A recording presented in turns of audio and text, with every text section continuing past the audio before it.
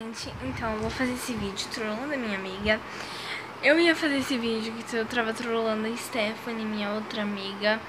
Eu posto outro dia, porque eu sei que tá dando muito rolo de eu passar pra esse celular pro meu. Tô dando muito rolo, eu vou trollar outra amiga minha, a Jennifer. E vamos ver o que vai dar. Gente, eu já mandei mensagem pra ela falando que eu queria falar com ela. E eu falei que eu vou falar pra onde eu queria, por causa que eu tava tentando ligar pra ela e não tava dando certo. Então eu vou mandar pra áudio. Então, embora. Gente, eu vou gravar áudio. Depois eu mostro pra vocês o áudio como for. Gente, já mandei mensagem pra vocês. Olha, uma pessoa chegou em mim falando que você tava falando mal de mim.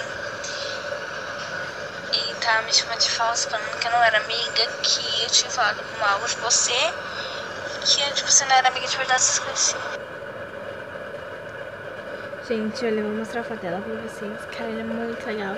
Tipo, muito legal mesmo. Essa é a Jennifer. Gente, tá me parece ali, olha ali. Gente, nossa, ela vai ficar puta da vida. Porque ela não é de falar mal dos outros. E tipo, nossa, tadinha.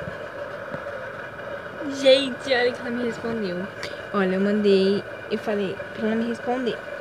Ela falou assim, ó: quem foi o louco ou a louca que disse isso? Vou mandar o áudio pra eles, vou mostrar pra vocês, beijo. Gente, olha, eu mandei o áudio pra ela.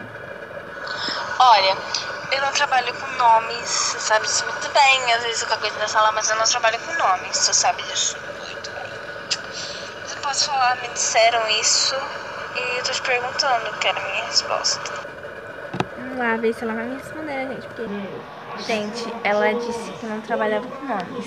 Olha, pensando pra vocês ler, eu falei, eu tinha mandado áudio, falei, responde pro áudio mesmo. Sim, não sei o que, eu não consigo usar, assim, ela disse que não trabalha com nomes.